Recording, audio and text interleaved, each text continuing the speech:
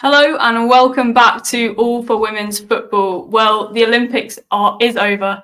Very sadly, I am certainly having withdrawals. But for tonight, we will bring back the Olympics fever for one final night. And of course, we have the Paralympics coming up.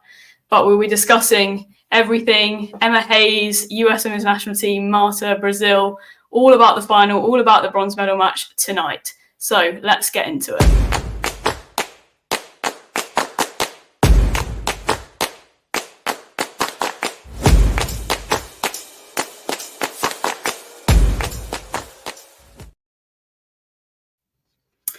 Hello, yes, welcome back. How are we all feeling? We do have some new faces on the panel today in Julia and Jamie. It's great to have you both on. How are you?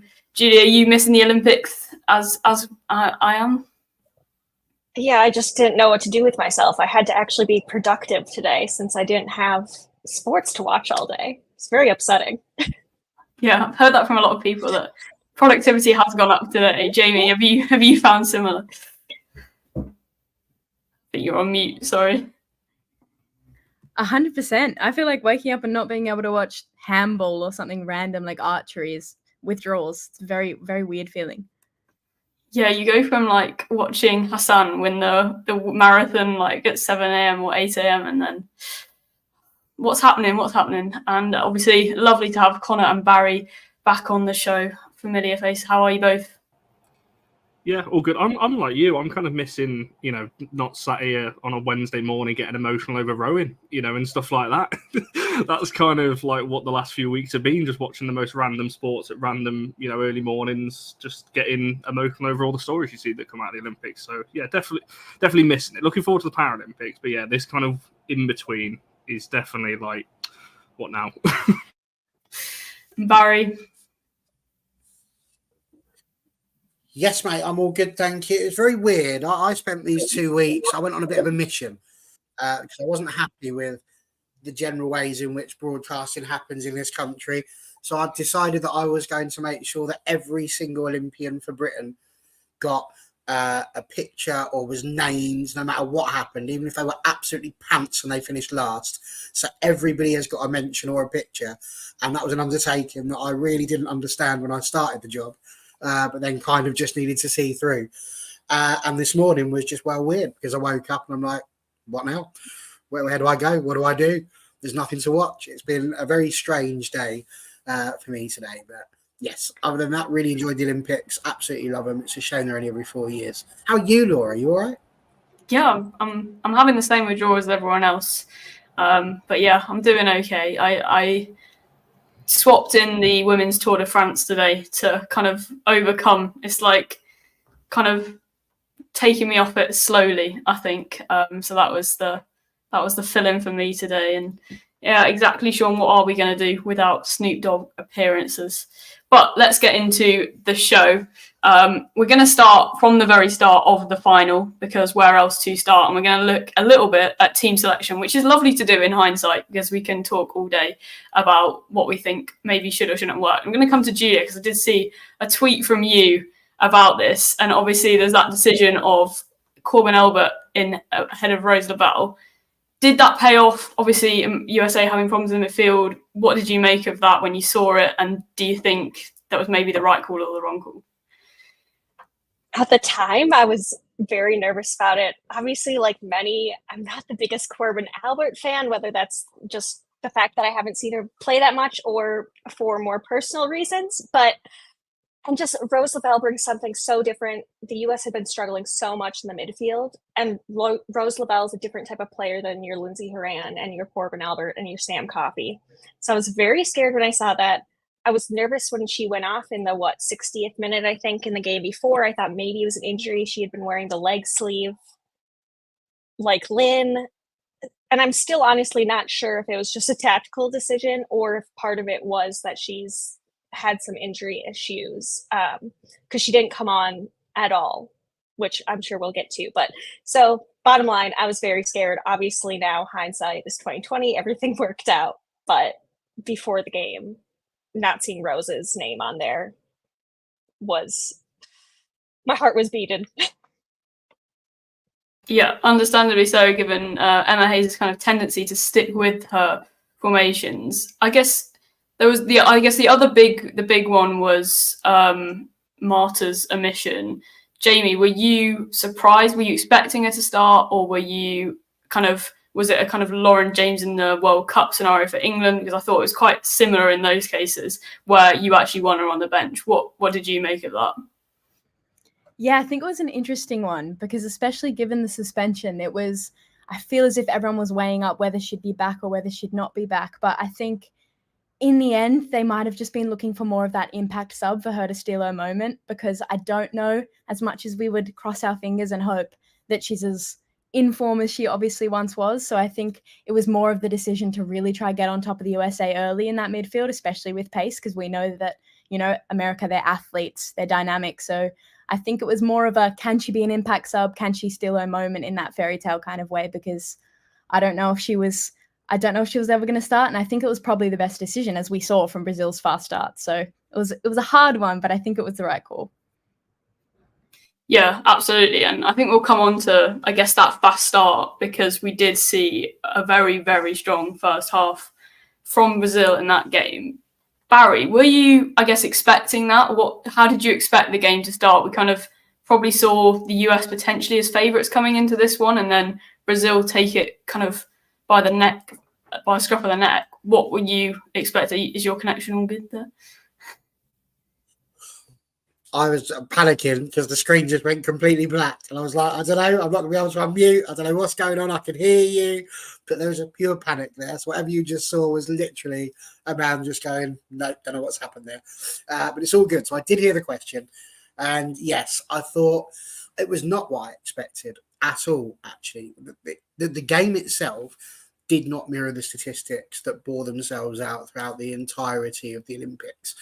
The USA were absolutely unbelievable in everything they did. They had over 100 shots for the entire tournament, whereas Brazil, half of that, they had 54.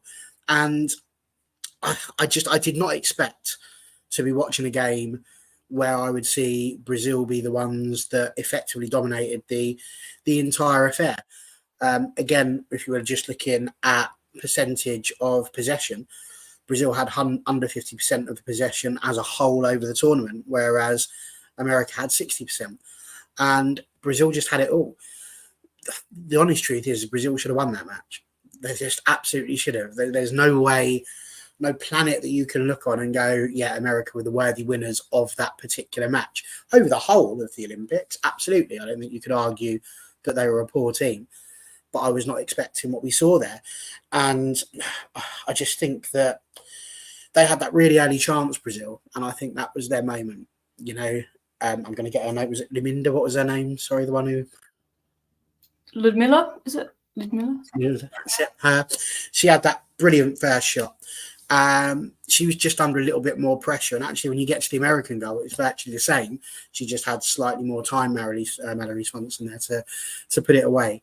And I think that was ultimately their moment. But she had 3 big opportunities that she could have converted, one of which obviously was offside.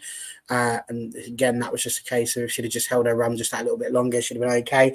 And another one where the ball was crossed right across the face of goal, and then she just doesn't quite, it's weird. For the offside, she wanted her toenails to be a couple of inches shorter, and for that one, she needed them to be a couple of inches longer, and then it would have gone in. So it is what it is.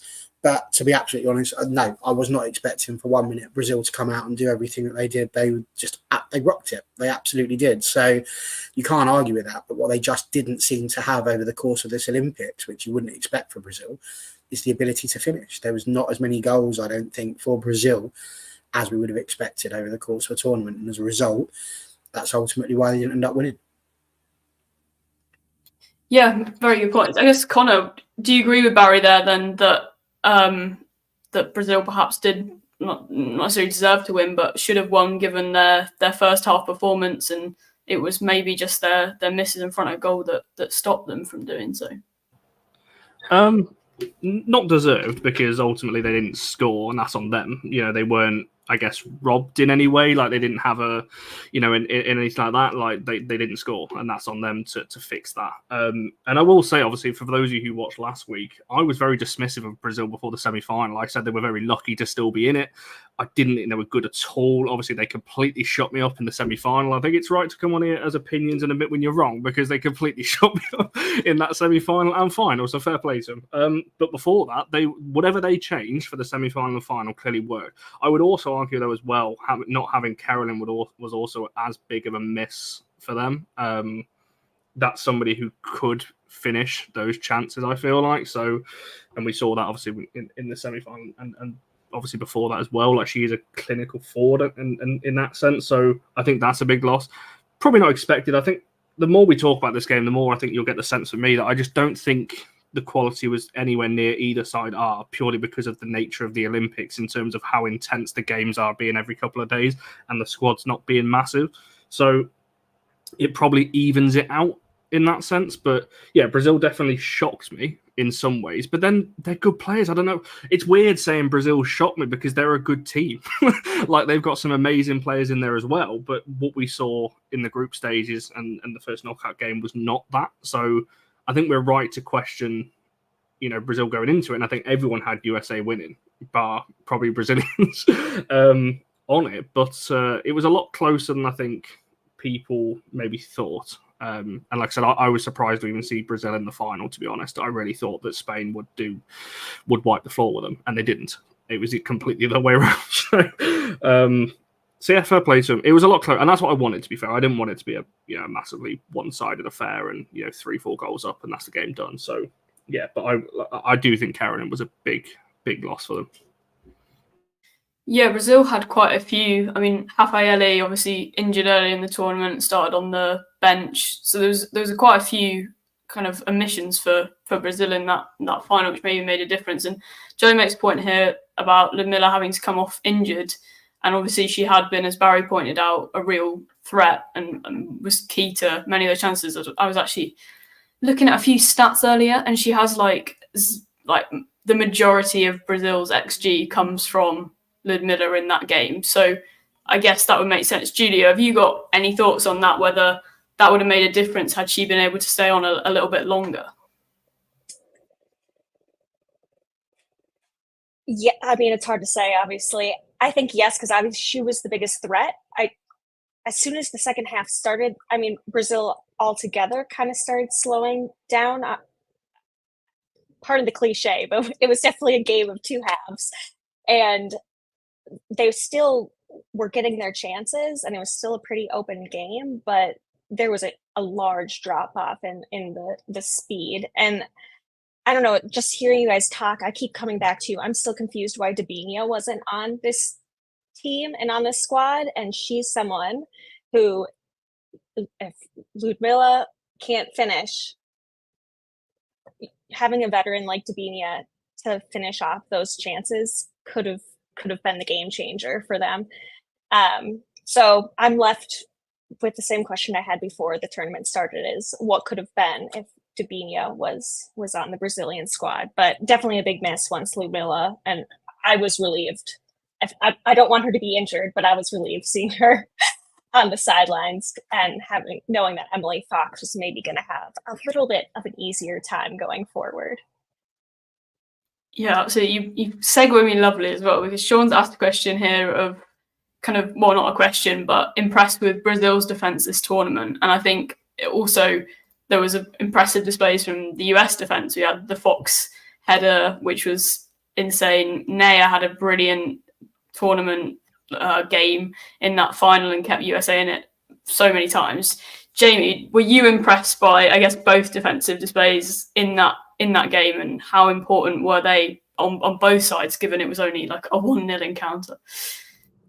Definitely. I think especially given the history of the two sides that we know well and good is in Brazil and USA, very attacking teams, pressing, high press, not usually teams you'd pin up as defensive outfits. And I think coming back to the Ludmilla point, if you look at maybe people would regard as the best partnership defensively, it would be Emily Fox and Naomi Girma. And it felt as if The only time they were truly shaken during this tournament was with Ludmilla on the field. And it felt as if halftime it gave them breathing room, because I don't think I've seen Germa lose a one-on-one in months, and she'd lost a couple against Ludmilla. So I think it was basically, in my eyes, it was a battle for who could stay strong until halftime. And until then, it was who can break down each other's defense, because both of them historically throughout the entire tournament were really strong. But I think as soon as you give someone like Emily Fox some breathing room, not only can she operate defensively, but she's automatically an outlet out of the defense as well. And she's setting up the trident. She's setting up the attacking line. So I think Brazil did well, and they would have been hoping they could get further than maybe the 60th minute mark, because it felt like they were really knocking on the door on that defense. Yeah, absolutely. I think excellent points. And I think particularly the kind of, I completely agree with the aspect of like that getting to half time. I think that was really vital for the US in terms of keeping it 0-0, because obviously we saw Brazil come out so fast. Keeping it 0-0 to that half time was like very pivotal. And then we will come on, of course, to Swanson's goal. Barry, you spoke about it a little bit before, but I mean, was that because I think that you kind of saw Brazil come out so fast? Was the goal necessarily like a key turning point where you see Brazil potentially lose a little bit of that confidence, or do you think that had already kind of happened? The momentum had swung at half time potentially. And where did you see that kind of switch and shift in momentum? Was it around that goal or potentially a little bit earlier? I mean, you don't want to go down like the David and Goliath route, but it was kind of like that thing where they were just swinging, and nothing was knocking the giant over. Naya in goal was just unreal. She had one just on the 45-minute mark, which by no stretch of the imagination is it one where you go, oh my God, that's a world-class save. But it was one that she had to make. It was right near her, but the reactions had to be right. And they just absolutely were. She was switched on. She was able to get the ball and she put it behind. And there has to be an element of a side going, oh, we've had our chances, but we haven't taken them. Just more of the same. But the thing that America had was Emma Hayes. Now, I'm not used to seeing an Emma Hayes side get, for the first half, certainly as dominated as they did. But she was always going to have them come out and be a little bit better in the second half. And I think Brazil started the second half okay. There was the injury then where Vitória Yaya came off for Ana Vitória, which was a nice bit of usage of the name Vitória being used twice there, just to confuse people like me that don't watch Brazil very often. But it was sort of as that change was happening that America were really starting to probe, I think, into their chances. And when the ball came through for Swanson, like I say, I mean, 100 appearances, what a way to mark that one. You never forget your 100th appearance anyway, or so I'm told. I'm past 100 appearances on these channels now, so I've got no idea which one was which. That's up to Connor to tell me those things. But to score on it as well, absolutely unbelievable. It really was. And as I said, it was almost a mirror image goal of the chance that Ludmilla had right at the start. And it was the difference, that ability, that composure to be able to take that opportunity when it was presented ended up not just being the difference there, but the difference overall. Brazil kept knocking, they kept trying hard, they kept going forward. As you say, Emily Fox was superb. Right at the very end even, there was another great save, and it was this time a really good save from Naya that, again, just it was right out of the top drawer. And it's just one of those. America were inspired in terms of their defence. They had a few opportunities where Brazil got through.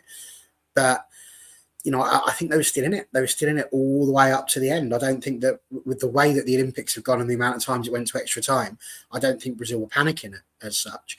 But I think that America were just assured in what they were doing defensively, and they knew they had a really good goalkeeper to rely on. So I don't really think it was a case of Brazil feeling like they've been broken almost, but there must have been an element of like, oh my God, we've had so many chances that we've been so close, and they've literally just done it on their first really good one of the second half. I mean, it must be quite frustrating. So, maybe there was a little bit of that mentally, but I just genuinely think it was a good game, I thought, between two teams. A bit more of a chess match than a free-flowing sort of match that you might have wanted to see, but ultimately, checkmate to Emma Hayes. Yeah, absolutely. I think completely shown in that 1-0. And we talk about Swanson and her impact. And I think we've spoken about both defences, but that USA front line has clearly been very instrumental in this tournament, and potentially coming from midfield that wasn't so strong, and maybe something we see in a few Emma Hayes teams. And but Connor, how important has that front line been? And I guess Swanson's contribution in that match in particular, but the whole front line to the US, especially considering a potentially lackluster at times midfield. It's not been what we might expect. Yeah, it's just before I speak on the attack, on the whole thing of defence, it's that old saying, isn't it? You know, attack can win your games, defence wins your titles, and as long as you stay in the game and you don't concede, all you need is the chance. I'm not saying that was USA's only chance, but all you need is that chance if you're clinical enough, like that front three. I think it's pretty. I don't want to upset anyone here, but I think it's pretty fair to say, you know, Sophia Smith maybe wasn't the level that you'd maybe expect, or like. So I think when you've got somebody like that that's maybe not as on it, you've got other players that can step up, and that's the sign of a very, very top team when you've got other players that can do these things as well. So yeah, it's a great goal. I mean, when you're watching it, you're almost like waiting for her to square it. You're kind of like, is she going to pass it across? Is she going to pass it across? Nope, she's gone for it. And fair enough. Obviously, if you've got that composure in front of goal, then you can do those kind of things. Yeah, it's when you look at the team, you can never win games on paper, but you look at that front three on paper, it's probably is it the best, would you say? I would say it is on paper. I'm trying to think who else is in the tournament now. Yeah, I would stand by that, I think.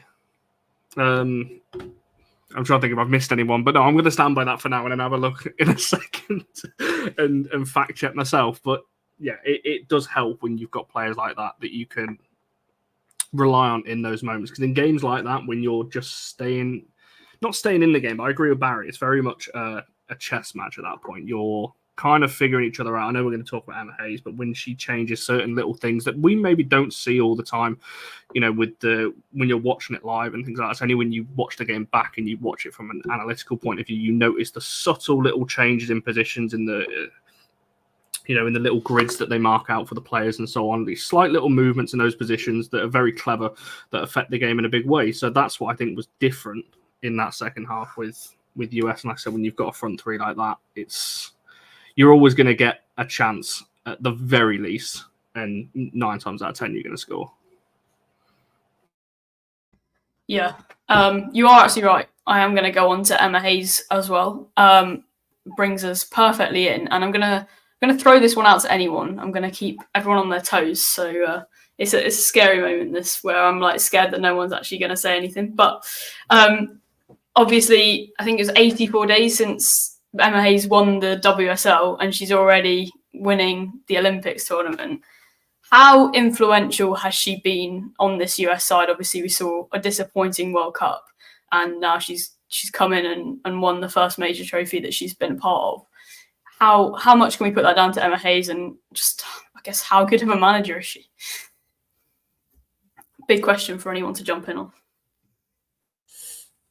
I mean, I'll happily go in if nobody else wants to go first. I've never been shy of throwing my opinion across. I've got a couple of things that I want to say about the whole Emma Hayes thing, but just before we do, we move away from America in terms of just the football players. Can we just have a nod as to how good Trinity Rodman had been throughout all of that as well? We were talking about flair on your teams. There was a moment in that final where Trinity Rodman does like a little Cruyff turn through the legs of a Brazilian player.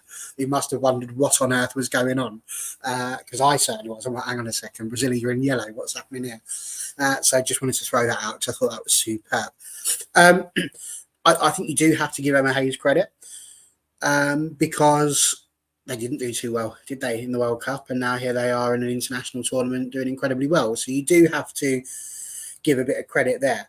I think the big thing that I noticed about everything that happened with Emma Hayes that really I found quite intriguing is, as you said, it's only 84 days ago that she left Chelsea. And as she left Chelsea, we had the emotional goodbyes. It's been the biggest time in my life. I've loved being here. You know, it's been the most wonderful thing that's ever happened. And it took 84 days for that series of feelings to be completely usurped by winning the Olympics, not the World Cup or anything like that, the Olympics with America. And I just found that really interesting, her choice of words at the end, as to how it was the greatest moment in her career. So the reason why I've jumped in and hijacked this is also because I kind of want to hear what other people are thinking about that, because I see the Olympics as a good tournament. I don't see it up there with the levels of the World Cup and the European Championships. I think it's a good thing that she's won. By no stretch of the imagination am I trying to denigrate that. But is that really better than dominating a league like she did with Chelsea and winning trophies and doing everything that she did to try and build the English game in the manner that she has? I was really surprised to hear her use, that could just be emotion being said at the time, but 84 days. Like, if this was 2 years and 84 days, you could maybe understand it. But I don't know, that just felt a little bit like too. If I was a Chelsea fan, I think I'd be sitting there going, wow, that cut me deep. But I don't know, because I'm not a Chelsea fan, so maybe I'm just taking it a little bit more to heart. But I don't know. Could people add that to their answers? Because that will, pretend I'm a fan for the moment. I'm just throwing that question in on the chat because I want to know. I'm also not a Chelsea. Oh, no, sorry, go ahead. You go. I was just going to say, I'm not a Chelsea fan, so I can't really answer that either. Emma Hayes, obviously, we saw it during the end of her Chelsea days too. She was maybe less composed than we've regularly seen her in front of the media, was letting her emotions come more out. And I don't have a problem with that. So I do think probably a large part of it had to do with the emotions, but also the fact that this was a dream she had with her dad who passed away. I think there were just a lot of things at play. And Emma Hayes is she's a great manager, but I don't even think a lot of the success here has to do with any sort of tactical changes. I think that it had just gotten so bad it's not all Vlatko's fault, but there was just no faith from the fans. There were just not a lot of things going right. So to have all the excitement before Emma came, and clearly the transition having Twyla in the midterm was difficult for the players, but there was still just this excitement building up. So I do think Emma has she can take a lot of credit for it. I do think Mal Swanson was a big game changer as well. The injury she had right before the World Cup last year was horrific, but she was also in incredible form after a couple really, really tough seasons. And so I think Mal Swanson coming back, you saw just how much, the US missed her last year, because she was all over the place. Obviously, she scored the winner. And I think those were probably the two biggest things that helped the US through. I'll just build on the Emma Hayes thing. I think the biggest thing with Hayes, and we saw it a lot at Chelsea, is she's a good manager of people. And you watch that Chelsea team that were obviously dominating for so many seasons, but they've got stars sitting on the bench. Essentially, their bench could be their starting 11. When you're managing players like Kat Macario coming off the bench, Myra Ramirez coming off the bench, and you're able to give each player a role and they know their spot in the squad, that's how you breed success. And I think she's come into the USA, and it's very easy to say someone like Alex Morgan, you're obviously going to maybe not select her. She's probably past her prime, but I think a lot of managers would find it hard to do that. You'll bring the name along to a major tournament because you know that she's been there before and it's experience. And I think Emma Hayes isn't afraid to make those bold decisions and have those conversations with players and say, listen, here's your role. This is the role you're going to play for this tournament. And it felt like every single USA player this tournament knew what they were ready for and knew what their job description was. And building off what you said, Barry, I think I agree. I don't think the Olympics it's not unimportant, but it's not the World Cup. And I think rather than looking at it as, they've reached the pinnacle of success, I think this is the first hurdle for the USA, because I was at that Sweden game last year and the atmosphere was dire. It just looked like they were leggy and tiresome, didn't really have answers. Even during the game, it was a stalemate. And I think this USA team looks nothing like the one of 12 months ago. So I think to get immediate success, I don't know, I would be scared. I would be scared going forward, especially when Trinity Rodman's 22. Sophia Smith has just turned 24. It's all a bit frightening as someone that's not American, but I think Emma Hayes has a big part to play in that. Yeah, I think James hit the nail on exactly what I was going to say. I think there's better tactical managers than Emma Hayes out there. I think you'll struggle to find a better was going to say people manager. That's not really a thing, is it? But like, you know what I mean? In terms of player management, I think she is one of the best in the game.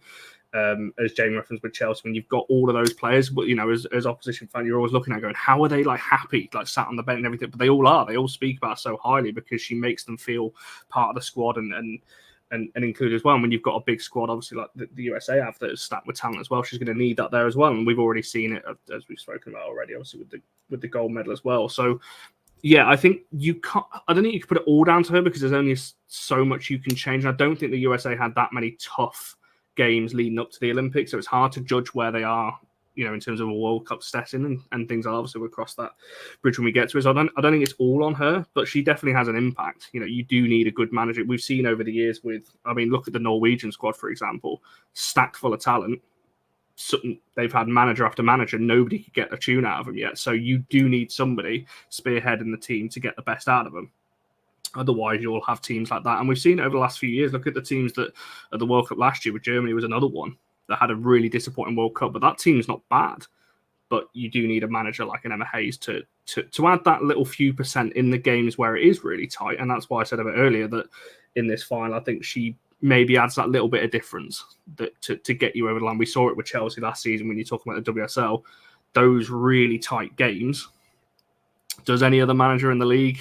You know, I know it helps if you've got the types of players, but they found a way to win again last season when everyone wrote them off, including herself, against when they lost to Liverpool. So it's just what she does. It's, you know, she's a winner, and I think she'll show that with this US team over the next however, you know, many years that she's there. I think just to add on to that, though, that what really helps is everybody talking about her being a good man manager, and absolutely spot on with that. But I think what also helps is the people that are seeing her come in that play for America know her pedigree. Like, they're not looking at this as just like, who is this person? Let me go and Google her and find out what's going on. If you were to ask any American who's not sat here on the panel right now for any of the managers in the WSL, she probably would have been the first name to be mentioned. She's probably the more globally recognized person across the world. So I think that will really help when it comes to having to deal with these personalities as well. If you're Alex Morgan, you're not being dropped by Joe Bloggs down the road who's just finished managing Withdrawals FC. Sorry, Withdrawals. It was just the first one that came to mind. But it's not that. You know, this is Emma Hayes, who has dominated the English leagues for a ridiculously long amount of time. And I think that when you've got that, that's a really important ingredient to that as well. Yeah, absolutely. And it's stimulated a bit of discussion in the chat, so I'll just show a few messages. Sorry, I flashed one up before. I was meant to star it, but didn't quite go as planned. Maybe slightly controversial from Sean. Hayes is obviously a great manager, but I do think she's been fortunate this tournament. Most teams tired, not having their best players, and probably didn't face some of the better teams. Julia, you're looking perplexed at this comment. I'd like to hear your thoughts on this one, actually. Yeah, no, I mean, I don't disagree with any of that, but in every major tournament, luck is a huge part of success. Like, look at the Canadian team from the last Olympics. Look at England men during the Euros this summer. Like, luck, when teams, there's so many good teams in the world, and there's so much talent now in the women's game. The teams are so close together that you have to have luck on your side. If you don't have luck on your side, you're not going to win the tournament. So yes, I understand where that person's coming from, but I don't think that's really a way to knock, especially when you're playing so many games in such a short period of time. Everyone is on. I don't, because luck plays so much into major tournaments. I don't think that can be really something to really knock them down by. I think you're being incredibly humble there, because people sitting there talking about, you know, bang average sides. I don't think that's true at all. They were against the Zambia side who were scoring goals for fun, just couldn't defend. They had to play Germany twice. They had Japan, who were certainly no pushover at any point. Australia are not exactly, you know, terrible at football.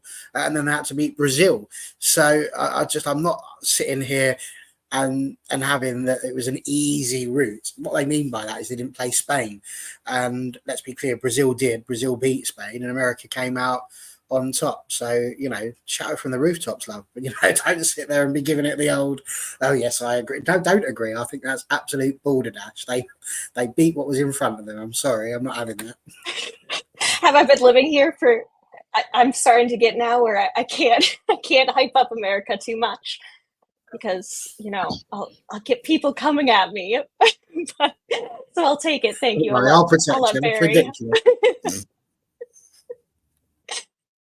We do have a Chelsea fan as well who's clarified that they weren't bothered by the comments. Plus, we know what America and her dad means to her. She loves Chelsea. We're happy for her. I don't know which way to read that, as kind of like spiteful, like we are happy for her, or we are actually happy for her genuinely. And then NT says, I didn't say it was a great achievement, but surprising. So it's quite a surprise there, but she is obviously a winner, and I do enjoy the mention, the reference of the poetry is always a favourite. And I was quite sad that we didn't get any after the final. I thought she could have whipped out the poetry book at that stage, and that would have been perfect timing from her. But I'm going to throw another question into everyone, and we can kind of fight to answer it. And I'm going to be probably not the best journalist and ask quite a broad and hard question to answer. But what does it take for, we've spoken about kind of the potential, and Jamie was talking about like how young the squad is and how kind of scary it is to not be a US fan at this point.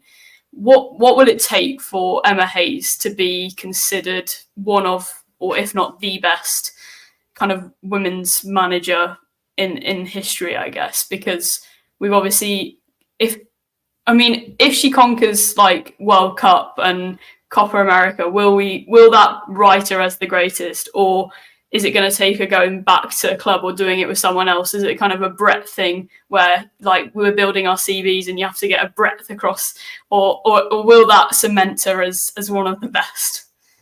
I think it will. Mine's going to be very brief. I think it will help cement. I think she's probably in that conversation already, to be honest. I think when you're talking about the best manager in the world, she'll be one of them. I'm sure when she comes to retire. I do think if you want it nailed on, I think she's going to want that Champions League. I can't lie. I think she's going to want to go. As a first team manager, I can see her once she's done everything with the US going back to a European side. I don't know who that is. I don't know how long she's going to be at America for, and then taking that champion. To me, she's already in that conversation anyway. I think whatever she does now, she's already proven what she can do at club and in our international level. Obviously, with the Olympics, obviously going on to the World Cup and the Copa America will help. But for me, she's already there. I do think she'll want, a Champions League as well. Yeah, I don't disagree with that. I think even personally, even if she is kind of at that top level manager, that's certainly got to be on the kind of agenda for her. But I guess it would depend how she finds international management and whether she just kind of takes to that lifestyle, because it's obviously very different going back and forth between that. Brilliant. So I think we will move on then to another legend of that game and another storyline that was kind of in the final. And we're not going to go massively into this because I do think we are going to do another show dedicated to Marta on this channel, as she deserves. So do keep an eye out for that on the All for Both social media channels. But we can't go throughout the show without giving it a mention. And I'll throw this one out again. But what, just like Marta's legacy, we sad that she didn't get the gold, or really is it just kind of she reached that final and it was an excellent way to kind of round off what has been such an amazing and influential career?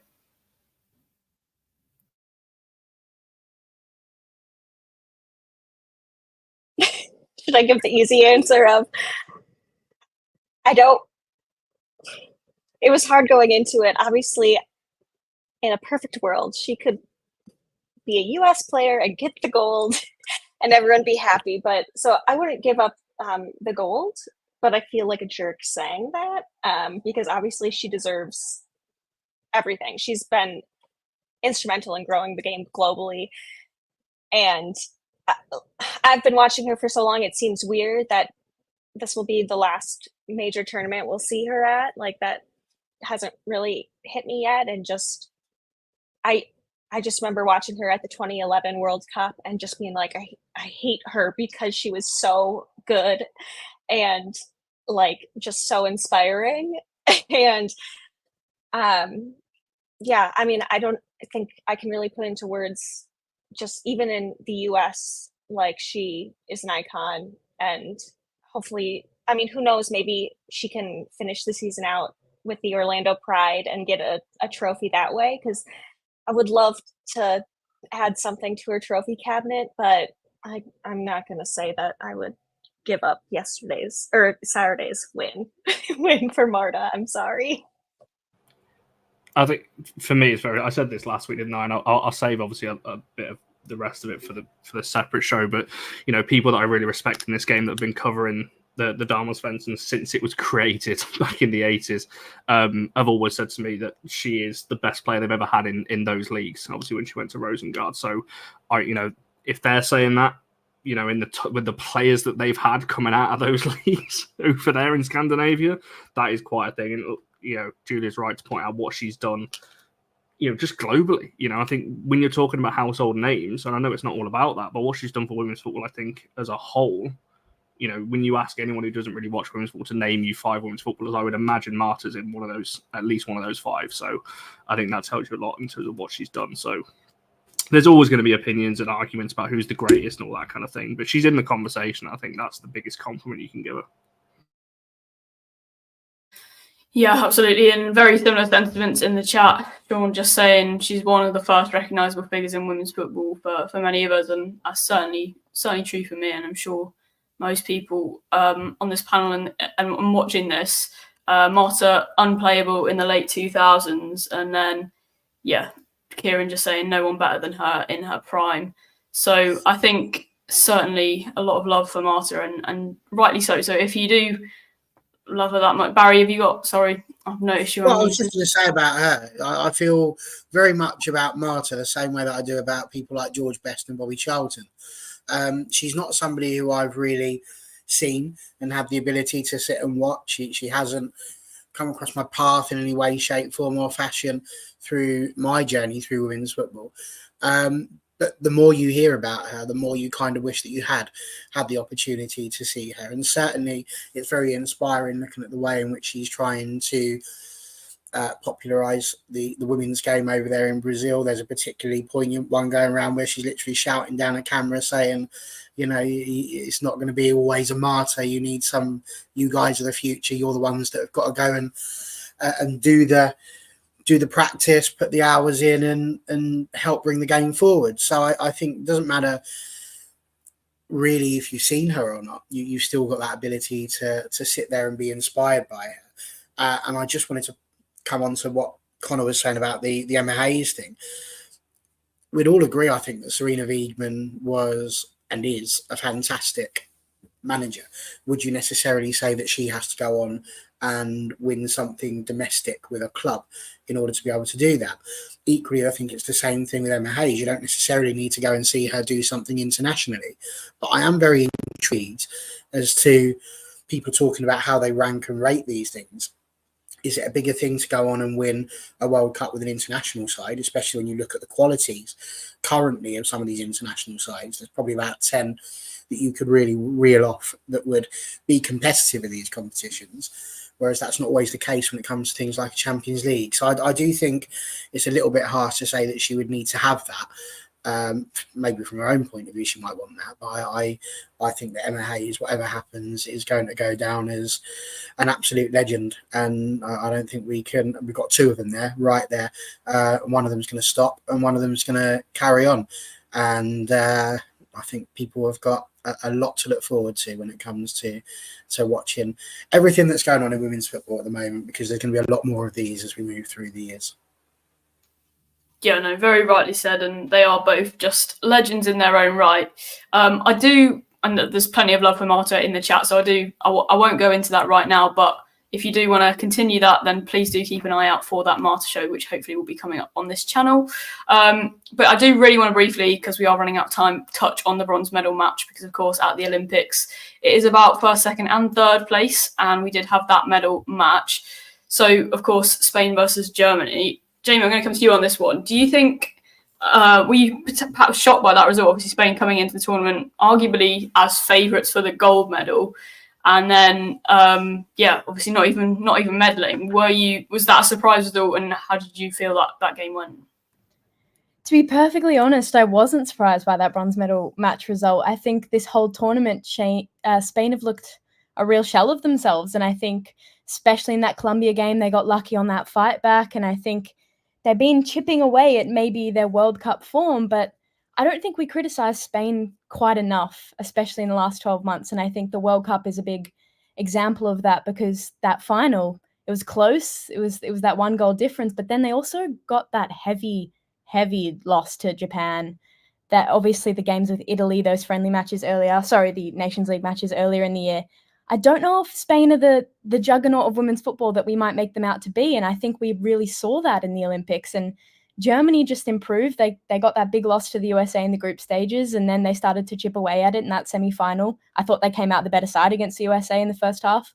So I wasn't surprised. I thought Germany looked like they were ticking, and I thought Spain looked a bit of a shell of themselves. Yeah, no, it's really interesting you say that. And I think, very, very valid points. And I guess, first of all, we have that... I mean, I'll just go to this one first, because this is actually on the point. But Spain, J37 agreeing with you there. And I have accidentally done that because there was a new comment, but it's all going to pot now. But I'll get back on it. Here we go. So I'm going to talk about Ann-Katrin Berger, because of course she was, and we're going to go to potentially players of the tournament later on, and Sean pointing out Julia Gwynn, who's another, of course, shout for player of the tournament. But I do want to just mention Ann-Katrin Berger's moment in that bronze medal match, because what a moment it was. She'd been incredible the whole tournament. I'm sure we'll go into that in a little bit more detail later on. But saving Putellas's penalty, and she'd already been a shootout kind of queen earlier on in the tournament. Thrown out to anyone, how happy were you for AKB, and I guess the journey that she's been on, and to have that moment to win that bronze medal basically with that save, just what a moment was that for her? Am I right in asking as well, she didn't come into the national side until quite late? Was she 27, I think, when she came in? So again, pretty late into it. I think it was it's the storytellers of football again, isn't it? They were the two, when you're looking at the bronze medal game, the two names, Ann-Katrin Berger, Alexia Putellas, two big names, and it had to be those two at the forefront, right at the end of the game, that all of the news headlines, that all the journalists are going to be writing, we're talking about when it comes to that. So it's football storytelling all over again, isn't it? But yeah, I think, everything that she's been through herself to get to this point as well, obviously with the issues and things like that, there's no one else you would want. I wouldn't want any other keeper in goal when you're facing a penalty. I'd back her every time to make a save. So yeah, and not only that, she's been a good keeper outside of that. Obviously, her penalties are getting the most in terms of getting her flowers and all that kind of thing. But I think just as a keeper in general, throughout the game, she was very solid as well. So yeah, I'm really happy for her. I think it's a bit of a surprise, I cannot lie. With Spain, I said that shot me right up. It just shows how much I know, doesn't it? When it comes to this. But I did say no team has ever won the World Cup and then followed that up with Olympic gold, and that still stands. No team has ever done that. So yeah, it's just bad luck, isn't it? I think when you win the World Cup, you're not going on to win the Olympics. But yeah, really happy for her. I think she deserves it as well. Of all the players I've met throughout women's football as well, weirdly, Anne is one of them I have met, obviously being no relation to me at all, but she is genuinely one of the nicest as well. So when I said no relation, Bar, I'm on about my team. Obviously, I'm not a Chelsea fan. I'm not a Germany fan. I was just going to say, the only way she's related to you, mate, is with burgers, and that's a very different channel. That's a whole other conversation. Whole other conversation. Do you know what? It's really interesting listening to what's being said. Jamie and I seem to have agreed for the last 47 minutes of this show, but Spain with a better side against Germany again. They had more shots. They had all the statistics don't really bear out the game, because Spurs, that's definitely a different conversation. Spain were having a superb game, really, but it comes down to a penalty, and it was literally a tale of two penalties in that case. And as we saw already, Anke Berg has just been absolutely superb. She's got no fear when she sees these people 12 yards out. She just stares them down and obviously just puts the fear of God into them, because they can't seem to get past her. She is the modern day equivalent of Gandalf. Just, you will not pass. That is it. End of story. And that's exactly what she was. It's an interesting question. How happy am I for her?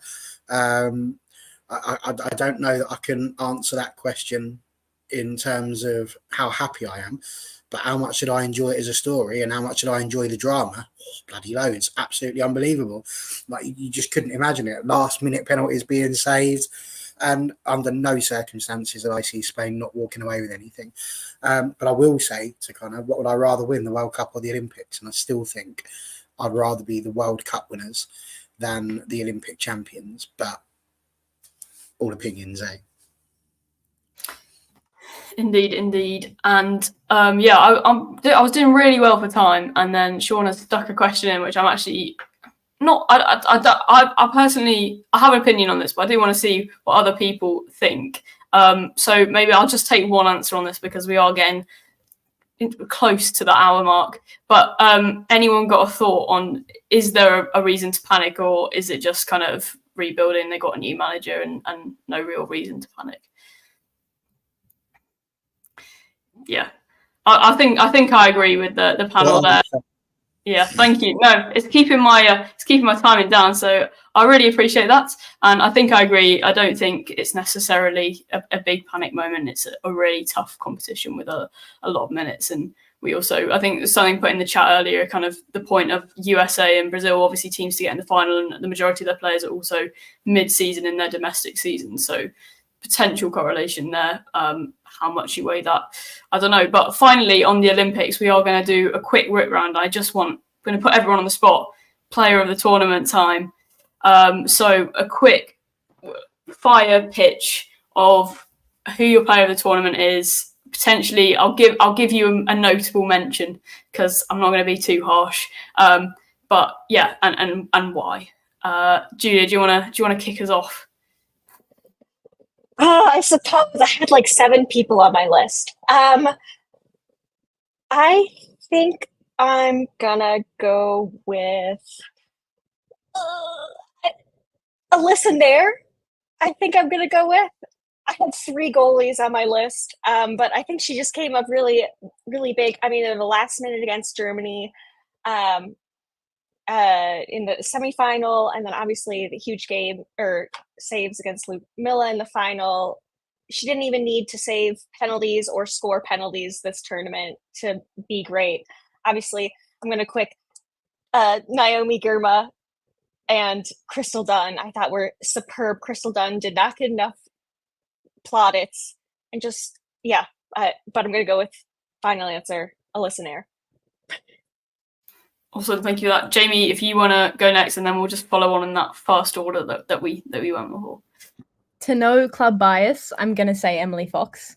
I think that in terms of the best player of the tournament, it should also come with the most consistent player of the tournament, and I don't think she had a bad game. I was going to say Anke Berg, but I think the 4-1 loss to the USA is hard to say that. But I have to say Emily Fox. I think she was consistent, and the sheer panic in American fans when she went down and got subbed off was pretty clear on her impact. So I think she was good defensively. She was good up the field. So I'm saying Emily Fox. Right. So this is not my sort of question. I don't like it, and just want that noted. But obviously, you've got to look at the top scorers. I think you've got to give Katoto her props for being the top scorer of the competition, especially in a French side that didn't do perhaps as well as they would have liked to.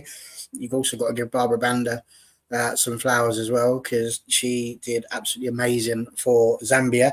And of course, Swanson with her 4 goals. I think the 2 players that, as I was watching and getting into the Olympics with, would be probably Jules Brand from Germany. I was quite intrigued with her, quite a few assists, and very much there and thereabouts for Germany, and of course Berger as well. But I think the player of the tournament for me has to be somebody who was in the final and has to be a gold medal winner. So the one that's impressed me the most and that's going to get my eyes firmly planted on how she gets on over the next few years is Trinity Rodman, who's cut her hair, by the way, which is a really random thing to say. But just as I was doing a little bit, then she pops up on Twitter and all of that pink hair's just gone. I was like, what's gone on? Didn't care anymore. I don't often care about hair, as you well know, but I found that really surprising. I was like, Christ, where's that all gone? Just gone. Who knew? Connor, what do you reckon? I love how Laura said a player and an honourable mention. He listed about 7. So, if I was going for a team of the tournament, Rules are meant to be broken, Connor. I'll remind you of that when we do our team of the season. But, do you know what? I agree, I tend to agree. It's probably going to be someone who's gold medal, but rules are there to be broken. I'm not going to go by that. I'm actually going to go. I think Sean said her in the chat. I think Julia Gwynn had a very solid tournament for Germany. Somebody I enjoy watching for Bayern Munich, and I think will have another great season at Bayern next season. Notable mention. Oh no, it's not. I was going to say someone like Ramirez because I actually thought when she played she was exceptional, but probably didn't play enough to warrant being in there. But I think if she would have played every game, obviously I know it was out of her control, but if she'd have kind of. But if she'd have played every game, she probably I think would have been in that conversation. But I mean, if I'm giving a real serious answer, it's Germa, isn't it? I think, when you're looking at it from that point of view. But yeah, I'm just going to say Gwyn is mine. I'm going to stick with that. Yeah, Sean definitely said Gwyn earlier on, and we have plenty in the chat now. We've got Trebuchet saying Germa, J7 saying Germa or done, Germa from Kieran, Joe, I think, agreeing with Emily Fox there, Naya, again, an agreement there. So, yeah, plenty of names in there, and I think it speaks to it's just been a brilliant tournament. As always, we love watching women's football tournaments, and we do want more of them, but we also don't want more of them because we don't want more injuries. So that rounds off the Olympics talk, and we will very, very, very briefly, because I have managed to run over a little bit, just talk about in other USA news. I guess we're trying to throw this under the umbrella of, we obviously had about 3 days ago a random tease of a transfer to Angel City that I think everyone worked out who it was, and then today it's finally been confirmed as Katie Zellum. I throw it out to the panel, I guess, but what do we make of that transfer? Was the move to the US, I guess, expected? And how do we think she'll fare? Is that a good move for her? I mean, I can start it off if you want. I mean, LA suits Katie Zellum down to the ground. Like, she is going to have no issue with fitting in LA. I can tell you that. No, I think obviously people might know is obviously knowing them and the family. I'm really happy for them, and I think it's a good move for her. I think she'll do well over there. I don't know a lot about them. I can't lie. I can't comment on Angel City too much, so I'll leave that to maybe somebody else who could fill me in a little bit more. But I think she'll do well. It's a move I thought was going to happen. I've been saying for a couple of months since she left. I think she was going to go to the end of her sale. Like, it was just the kind of area I could see her going. As far as I'm concerned, as long as she's happy, I'm happy. Obviously, a little bit gutted that still that she's not a United player anymore. But yeah, I'm happy for her. And as I said at the start, she's not got an issue. That's genuinely when I got told that's where it was going. My first thought was, yeah, Katie Zellum is like LA all over. So I think she's going to fit in pretty well over there. I was just going to quick say, oh, sorry. I'm glad Connor said from Katie's perspective, because I think from Angel City's perspective, it's a really good move. They're like tied for 11th in goals scored and are 11th for goals conceded. They need someone to score goals, and their midfield, they're light, and they have a new owner, majority shareholder. I think it's probably a good time. They've obviously been struggling, but they're not that far out of playoff places. So she's probably coming in at a good time that she could still make a huge impact on the second half of the season. I think it probably would have been more helpful if she had come earlier in the break. Seems like a tough time now that the Olympic break is coming to an end, but I think it'll be a good move. Sounds like on both ends, hopefully. Awesome. Yeah. And then a final kind of umbrella USA topic, which I feel like is very, very loosely USA topic. But we talk a little bit. This is probably a much wider discussion that we'll maybe touch on a bit more in a later show. But just briefly, because we've seen Newcastle United obviously hosted Milan at St James's Park, which is in front of a big crowd. So that's one way to do friendlies. And then we're also seeing Arsenal, Chelsea, Man City, Leicester head off to Arsenal and Chelsea are playing in the US. And then we're seeing Leicester and Man City going to Australia. We're seeing some other teams do behind closed doors friendlies. So there's all these different takes on pre-season. I guess one of the questions that emerges out of this is we're seeing those teams doing those miles ahead of, I guess, seasons when you've also had players off at the Olympics. Jamie, I know you spoke a little bit about this when Arsenal went to Australia. What's your take? Is it concerning or is it a great thing that we're seeing teams be able to do this? I think it's a bit of both. I think the Arsenal one in particular, I tend to disagree a lot more with postseason trips. And I think that Arsenal one was, as much as I would love to promote it and say, great idea, come to Australia, I don't think it was the brightest idea a week after the WSL finished and like 2 weeks before people had to go play Nations League fixtures. However, I think pre-season trips, I tend to like them. I think especially with AC Milan coming to St James's Park, it's Europe. They're not travelling the miles. I think the Australian leg will be interesting with Leicester City, West Ham and Manchester City. I think that'll be an interesting one. But pre-season, they've still got a month and a bit out. And I think they can manage that a little bit more in the legs. And it's also a good opportunity to spread the game in other countries and make themselves aware, because the WSL is massive back home. People love to get up at 2:00 in the morning and watch it. So I think when it's managed, it's a good idea. But if it's not managed and it's kind of pushed in a box to be a cool marketing scheme, I don't think it's the brightest idea. So if it's a preseason camp and there's players that maybe haven't been playing at the Olympics, they haven't had any European qualifiers for at least a month now, it's a lot better of a time to be doing those things. Yeah, for sure. And I mean, Sean's put in the chat that if teams are happy to do these trips, they generally shouldn't complain about any scheduling due to like injury risks.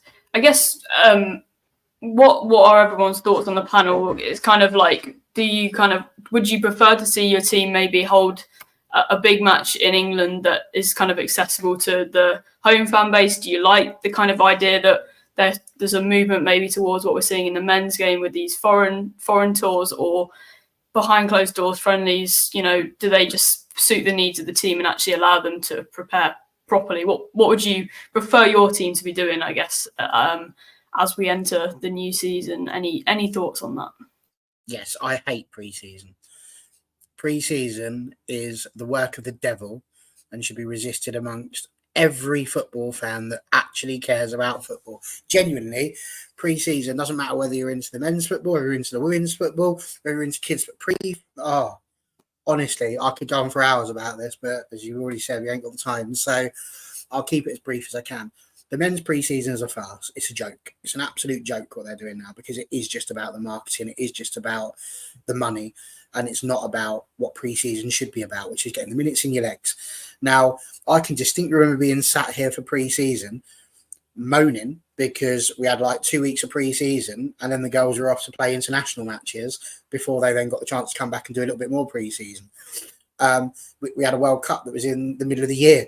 That's for the end of the year. So we ended up having to send them away again. It was the most broken WSL season that I think I've ever seen in my life. And here we are again having these conversations. Now, what I will say about the women's pre-season is that for me, the most important thing is that you have the bulk of your players available so that you are able to get the practice in, get the tactics down, get them used to playing with the players they need to play with.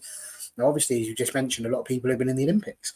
So they've had this time out there playing in the Olympics. They're not going to be going straight back to their domestic teams and straight into the football. I mean, some of them might if they're mid-season already, but they're going to want a little bit of time, particularly for the travel. But Sean's spot on. Like, you can't sit here and moan about there's too many internationals, there's too much football, there's too much of this. There's too much travelling. There's too much of that to do. And then on the same breath go, but for pre-season, we're off to Brisbane. Like, well, I'm sorry, that's not around the corner, is it? The only Brisbane we should have been visiting would be Brisbane Road, which is the opportunity to go and play somebody in London. And that's what it should happen. It should be the bigger teams playing the smaller teams. We want to grow the game in this country before you start worrying about trying to grow the game elsewhere. Now, I've got zero problems with teams like AC Milan coming over and playing Newcastle. I think that's a really good thing in its own breath. But I also think that pre-season should always be about setting up your team. And I think the best way in which that happens is by having the bulk of them together. What you don't want is half of your team off on some sort of pre-season tour while the other half have to come back and train back in Britain, because that's mad. Like, you want your whole team to be together, especially if they've got new signings. How are you supposed to get them to gel? It doesn't happen. So I think for me, that's what I'd really like to see is some of these bigger teams. I mean, just imagine it now. Just take a moment, right? I mean, I work within Tier 5. Just imagine you had a moment where my side, Stevenage, for example, just imagine that for one moment they had Spurs come to go and play. Just take that in just for a second, because people are actually going to come and watch that. So if you're a club that gets maybe 100, 200, 300, 400 people regularly, pre-season could be a massive way to start getting money into the club lower down. That's an easy thing for these big clubs to do, but they're not going to do it because they're going to chase after the money that goes in the WSL. And what will happen is we are going to end up with a WSL that's got all the money, a championship that's got a little bit of the money, and a WNL and below that doesn't really have very much. Does it sound familiar? Yeah, it does, because that's the men's model, and that's exactly what's happened. All the money's in the Premier League, then there's a little bit in the Championship. We're on Sky Plus now. I'm watching Luton Burnley in the background as it's on, because it's on Sky Plus, and you can now watch every single game in the Championship. They're building that up, but what about everything else?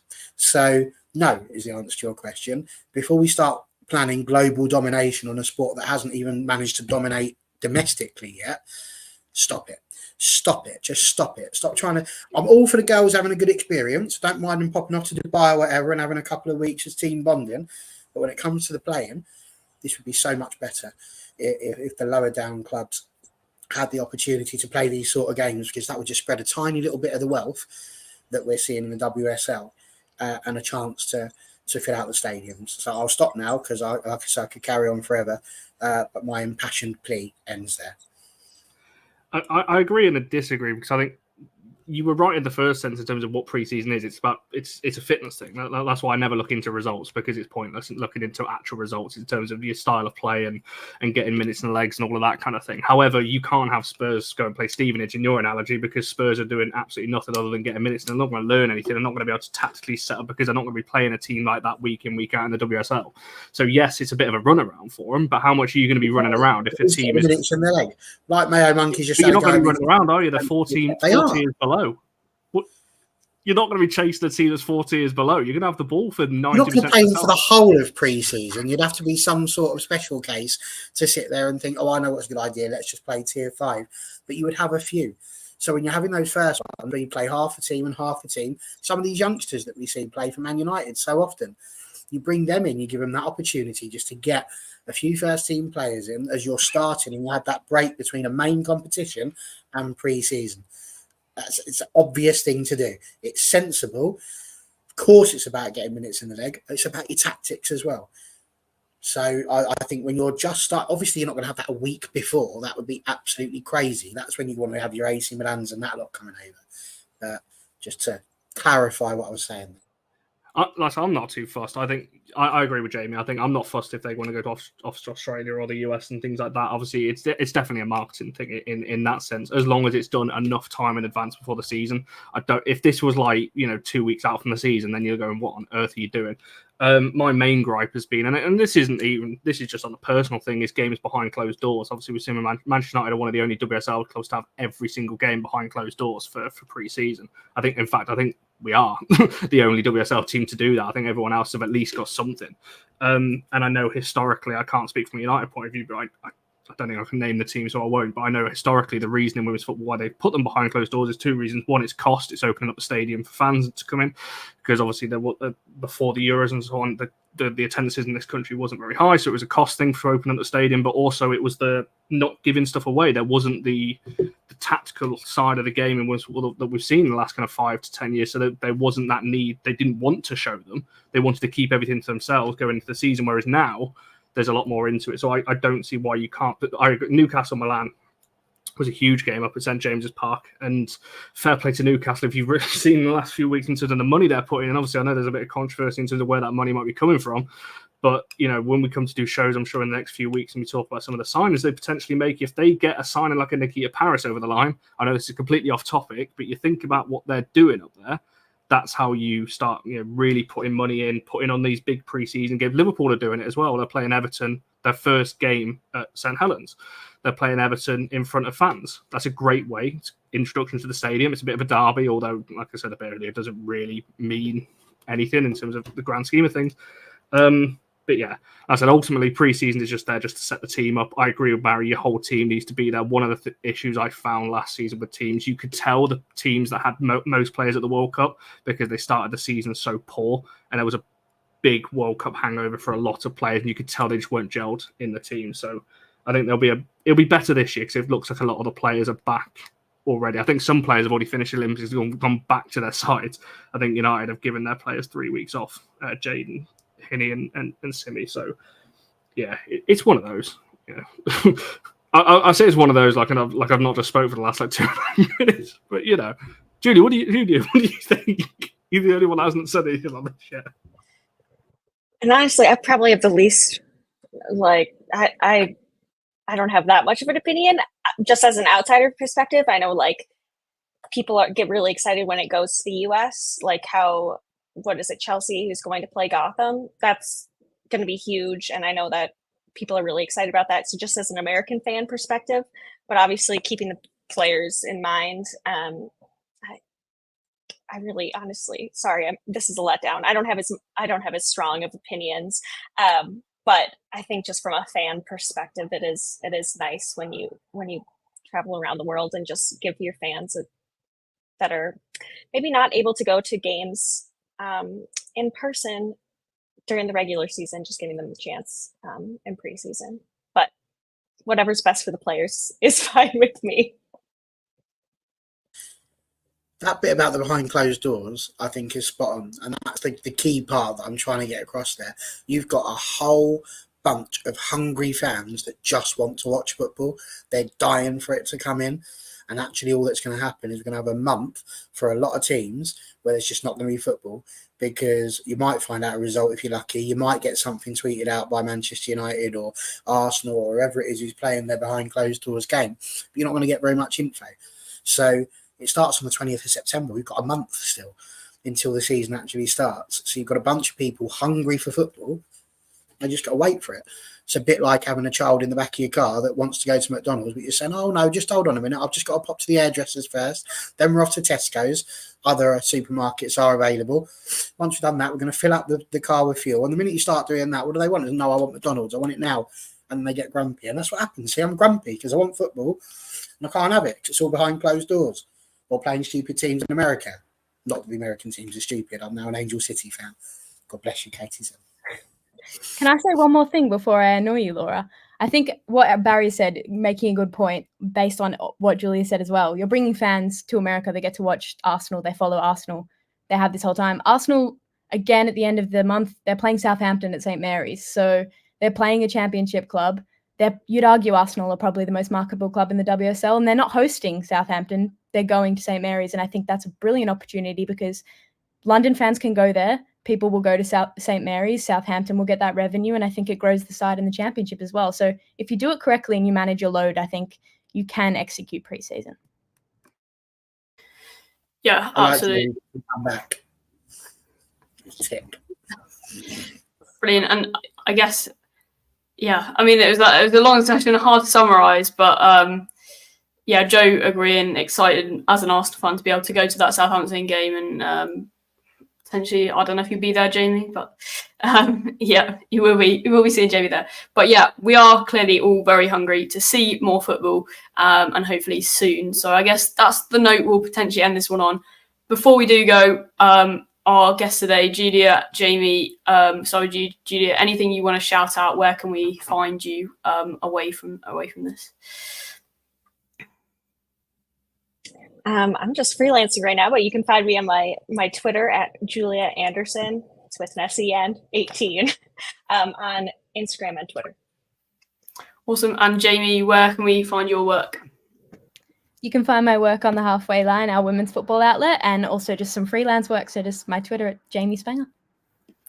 Awesome. Connor, Barry, anything from you guys to add? Anything to look out for?